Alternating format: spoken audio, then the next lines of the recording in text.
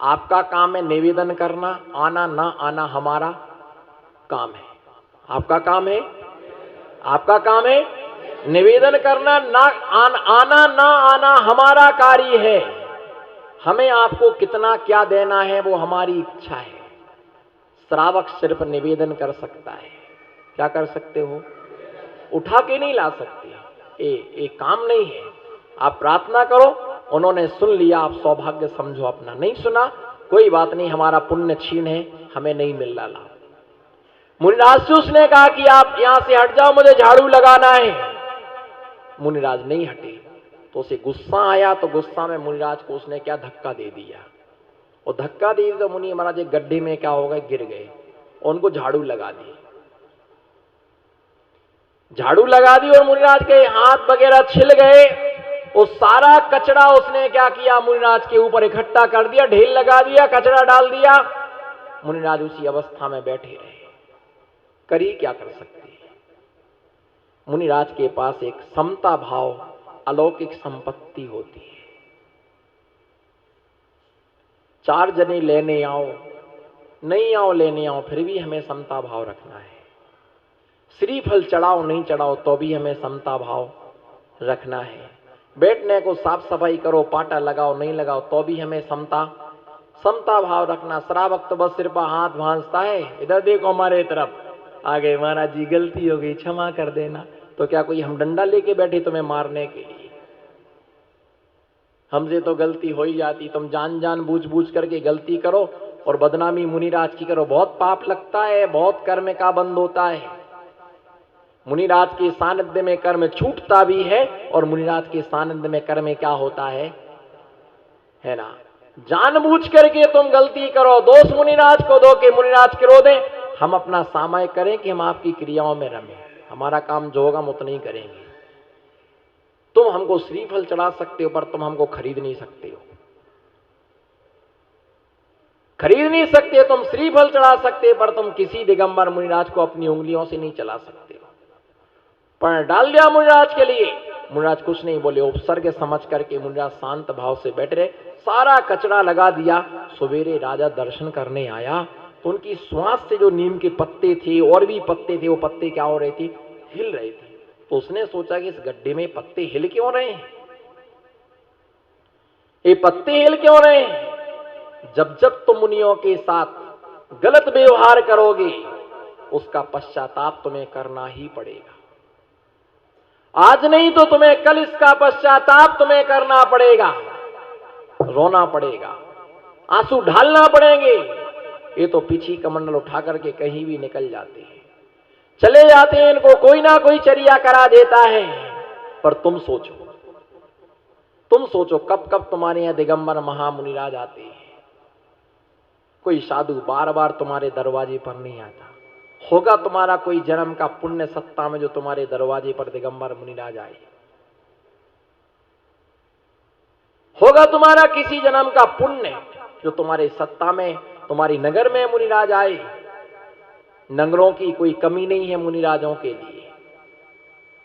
ये तो तुम्हारा भाग्य था कि तुम्हें समागम मिल रहा है। अब उसका तुम उपयोग नहीं कर पा रहे तो इसमें हमारा क्या दोष है? बच्चे को मां दवा पिलाती मुंह से और नाक से क्या कर देता, वो निकाल लेता, इसमें मां का क्या दोष? कमाना खाना, जब तक मर नहीं जाओगे तब तक ही सब काम धंधे लगे रहेंगे, पुण्य करने को समय नहीं मिलेगा। विदाउट वर्क विजी लाइफ, बोलो जोर से बोलो, विदाउट वर्क विजी लाइफ। कोई भी काम नहीं है, कोई भी काम नहीं है, फिर भी लाइफ क्या है, बिजी है। दुर्व्यवहार किया मुनिराज से। मुनिराज का सिर्फ एक ही अंतिम लक्ष्य होता है, अनुकूलता नहीं बनती तो अपना पीछे कमंडल लेकर के वो विहार कर जाते, पर वो क्लेश नहीं करते, कषाय नहीं करते। आपका पुण्य क्षीण हो गया। श्रावक इतना ही कहता है कि हमसे गलती हो गई, और गलती होने के बाद उसे पश्चाताप जरूर होता है। तुम लाख प्रयत्न करना, भागीरथी जहां से बहती वहीं से बहेगी। तुम लाख प्रयत्न करना, तुम्हारे दरवाजे से नहीं निकल सकती। तुम्हारे दरवाजे से गंगा नहीं निकल सकती है, तुम्हारे दरवाजे से नाली निकल सकती है। तुम्हारे सबके घरों से नाली निकली, बताओ गंगा निकली क्या? खाना कुछ तो बोलो, लगे तो कि जिंदा बैठे हो कुछ। इतना खाने के बाद भी डकार नहीं लेते हो, इससे बड़ी बेईमानी और क्या होगी? बोलो गंगा कहां से निकली? इलाहाबाद से। बोलो कहां से निकली?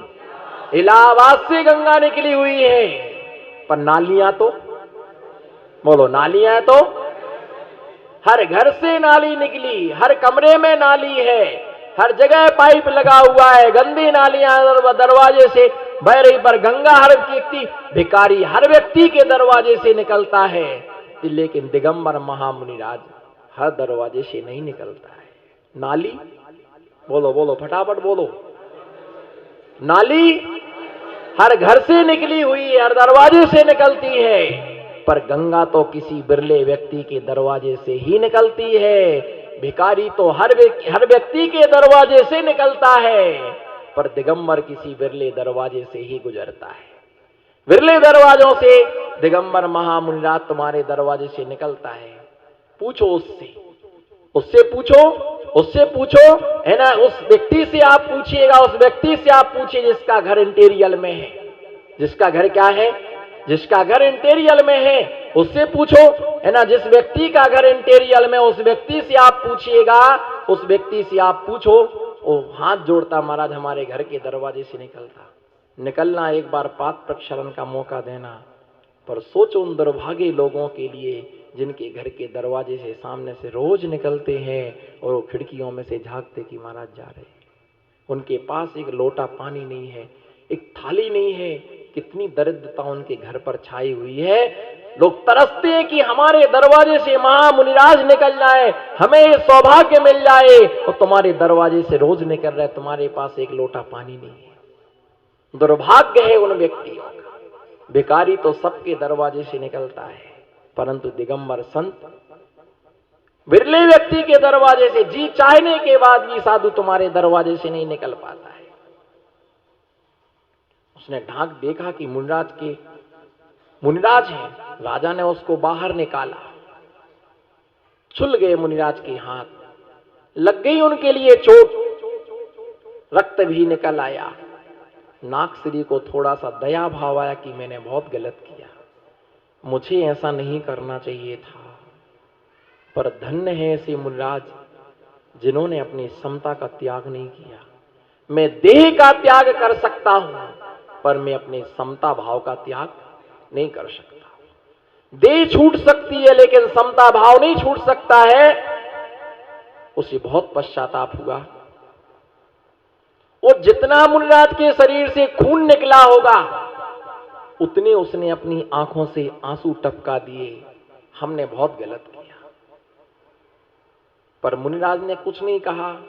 जब आहारचर्या को निकले तो उसने बड़े विनय भाव से उनको औषधि दान उनको आहार में दिया।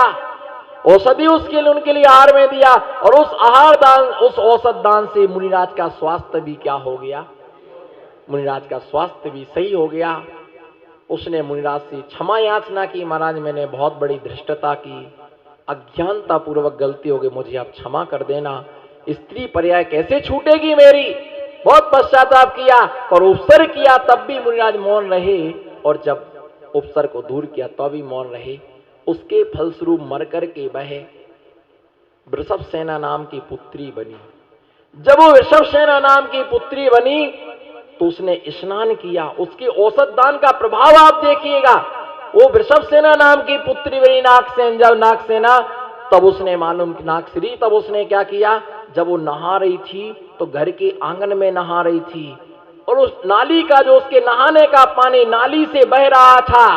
एक कुत्ता 12 साल से खुजली के रोग से परेशान था, और वो गर्मी में ठंडक के वजह से उसमें क्या हो गया, वो लौट गया। जैसे ही वो लौटा तो उसकी खुजली का रोग क्या हो गया, ठीक हो गया। और मालूम वो रोग ठीक हुए, एक बाहर खड़ी हुई दासी ने, एक धाय ने देख लिया कि 12 साल पुराना रोग इसके पानी से ठीक हो गया है। जब अपने घर गई तो उसकी मां रो रही थी, उसकी आंखों में बहुत तकलीफ थी। 20 सालों से आंखों में तकलीफ थी, कोई उसका इलाज नहीं हो रहा था। उसने अपनी माँ ने बेटे से कहा कि बेटा अब तो मरना ही अच्छा है, मेरी आंखों का रोग ठीक नहीं हो रहा, क्या किया जाए। तब मालूम उसने क्या, माँ चिंता मत करो, तुम्हारा रोग हम ठीक कर देंगे। वो उसके स्नान का पानी लोटे में भर के लाई और मग्गा उस लोटे से उसने माँ की आंखों को धुलाई, और जिससे उसकी आंखों का रोग क्या हो गया, उसकी आंखों का रोग भी क्या हो गया, ठीक हो गया। आंखों का रोग ठीक हो गया। एक राजा था, उसकी रानी बीमार थी, वो भी उसके जल से ठीक हो गई, है ना। उसका मंत्री ने जहर का पानी पी लिया, उसको लगाया तो वो भी ठीक हो गया। उसके स्नान के पानी से कई लोगों की बीमारियां क्या हो गई, ठीक हो गई। तो औसत दान का प्रभाव होता है कि हम किसी को औसत दान देते हैं, अगर औसत दान वाला व्यक्ति, कई व्यक्ति ऐसे रहते अगर छू लेते हैं तो व्यक्ति की बीमारियां ठीक हो जाती, उनके शरीर की वायु यदि लग जाती है तो शरीर ठीक हो जाता है, उनका पसीना लग जाता है तो ठीक हो जाते हैं, उनका थूक लग जाए तो ठीक। ऐसी रिद्धियां हैं कि जिन रिद्धियों से मुनिराज रिद्धिधारी होते, उनका मल लग जाए तो शरीर क्या हो जाता है। आप क्या बोलते, गंधोदक लगाते समय निर्मलम निर्मलम निर्मलीकरणम पवित्रम पापनाशनम। मुनिराजों को हमेशा औसत दान देना, परंतु ध्यान रख के चलना, ये पंचम काल के लोग हैं, बुद्धि बिल्कुल विपरीत है। इसका मतलब ये नहीं कि घर पे जाके उल्टी माला सटकाओ, हे भगवान 2-4 महाराज बीमार हो जाए, हे भगवान 2-4 महाराज बीमार हो जाए तो हम उनको औसत दान दे दें, हे भगवान 2-3 ओम री महाराज बीमार थई जाए, महाराज बीमार थई जाए, आवती काले हूँ औसत दान दे करके मुझे स्वस्थ लाभ मिले। ऐसी उल्टी माला मत जपना कि महाराज बीमार है। हाँ, पहले से कोई महाराज बीमार हैं तो उनको औसत दान, और औसत दान में पैसा नहीं देना, दवाई देना, दवा के अनुसार उनको औसत दान देना। तो ऐसे जो अपने हाथों से दवाइयां तैयार करते हैं, संग में रहने वाले ब्रह्मचारी ब्रह्मचारिणी त्यागी वृत्ति, या जिनको मालूम होता है, और वो औसत दान क्या करते हैं, औसत दान मुनिराज को देते हैं, तो उन्हें क्या मिलता है, स्वस्थ लाभ मिलता है। और जो कोड़ी है ना, खुजली का रोग है, एसिडिटी बढ़ती है, असाध्य रोग हैं, ऐसे ऐसे रोगों से लोग मरते, पिछले जन्मों में औसत दान नहीं दिया। स्वस्थ हो तो ये मान के चलना, पिछले जन्मों में औसत दान दिया है। बोलो, पिछले जन्मों में। ऐसे भी लोग हैं जिन्होंने आज तक गोली नहीं खाई, ऐसे भी लोग हैं जिन्होंने आज तक, और ऐसे भी लोग हैं रोटी कम और गोली, बोलो रोटी कम और, कई लोग तो 12 गोली का पत्ता जेब में रखे चलते हैं, तो है ना, मंदिर आते तो 6 इस तरफ 6 इस तरफ, आगे से नहीं खुलती, पीछे से खुलती है, आगे तो बिल्कुल पैक रहती है ना, पन्नी से रख के पीछे चटकाओ तो निकल आती है। जहां पांव धोने का पानी रखा ना, गोली खाने का हो, पानी पीने का हो, एक गोली अंदर लेने की, बाहर निकलने के बाद फिर, और बोलते भी हैं हम तो गोली पर जिंदा है। एक यहाँ इंजेक्शन लग रहा हो, एक वहां इंजेक्शन लग रहा, 1-1 लाख रुपए का एक इंजेक्शन लगता है अध्यक्ष जी। एक किराने की दुकान नहीं, वहां तो टकाटक, और मेडिकल पर कभी मोल भाव नहीं होता है। 10 रुपए बताए, 9 रुपए में दे दो, आगे बढ़ो। और डॉक्टर की कलम भी ऐसी होती है, वो दवाई वही मिलेगी, परसेंटेज बंधा हुआ है, वो दवाई वही मिलेगी। सारे बाजार में घूमा, वो दवाई नहीं मिलेगी, लिखेगा वो ऐसी दवाई। तो भैया इसलिए ध्यान रख के चलो मुनिराजों की, भैया वृत्ति करने वाला व्यक्ति कभी अस्वस्थ नहीं होता है। क्या करें, रीढ़ की हड्डी में गैप आ गया है, बोलो रीढ़ की हड्डी में मन का खिसक गया है। क्या खिसक गया है, हाँ, वो तो बिल्कुल बिल्कुल अच्छी आपने बहुत बड़े, मुझे बहुत आनंद आ गया है आज मेरा प्रवचन देना सार्थक। बोलना क्या, मैं सुन नहीं पाया, मन का, हाँ मन का, रीढ़ की हड्डी में क्या आ गया है, डिस्टेंस गैप आ गया है। क्यों आ गया है, प्रवचन सुनने में गैप आ गया है, पूजन करने में, हाँ हाँ बोलो बोलो बोलो, गोल गोल गप्पू बोलो, प्रवचन सुनने में, पूजन करने में, और चौका लगाने में, आहार दान देने में गैप आ गया। इसलिए रीढ़ की हड्डी में क्या हो गया है, बस बस बस बस बस, कैंसर बीमारी है ना, कैंसर की बीमारी, बोलो तुमने धार्मिक अनुष्ठान को किया है कैंसल, इसलिए तुम्हें बीमारी हुई है।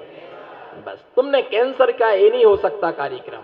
कई ऐसे होते ना, टांग अड़ा के बैठते, ना करेंगे ना, बोलो ना करेंगे ना, बनी बनाई थाली नहीं खाएंगे, बनाएंगे।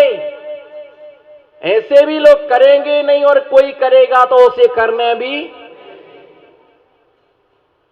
बने रहो पगला, बोलो बने रहो, हाथ उठाओ ना, बने रहो भैया, हाथ उठाओ ना, हाँ और उठाओ, आपको ही बोल रहा मैं, हाँ और उठाओ, घुटने पर मत रखो, हाँ बोलो बने रहो पगला, बोलो बने रहो पगला और काम करेगा अंगला। बने रहो पगला और काम करेगा अंगला। और बस जो काम करे उस पर उंगली करो, बोलो जो काम करे उस पर उंगली करो और जो ना करे उसकी चुगली करो। बोलो जो काम करे उस पर उंगली करो और जो ना करे उसकी चुगली करो। बस लोगों को यही काम है, काम करने वाले कम और कान भरने वाले, बोलो ना फिर से, काम करने वाले कम और कान भरने वाले ज्यादा। और फिर बोलते धर्म की प्रभाव ना हो, धर्म की प्रभाव ना हो, धर्म की कैसे प्रभाव ना हो? जोड़ने वाला एक और तोड़ने वाले। मजा तो सब चाहते हैं, आनंद सब लेना चाहते हैं, पर करना धरना कोई भी चाहता नहीं है। पर बिना किए कभी आनंद मिलता नहीं है। माना कि अंधकार घना है, बोलो माना कि अंधकार घना है, पर धर्म का दिया जलाना कहां मना है? बोलो हाथ उठाओ, नमो सिद्धाड़म, गुरु आज्ञा, बोलो माना कि अंधेरा, जोर से, माना कि अंधेरा घना है, पर धर्म का दिया जलाना कहां? धर्म का दिया जलाओ, सब तरफ अपने आप प्रकाश ही प्रकाश हो जाएगा। जो करेगा वो पाएगा, जो करेगा वो। तुम्हें मत सोचो भैया व्रती करने, माताओं कभी छोकरे को डांटना मत।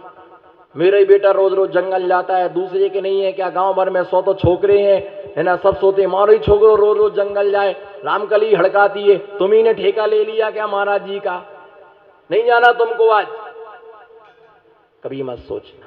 आप पर महावीर जयंती का मैं डिस्काउंट देता हूं। आज के प्रवचन से विश्रांति।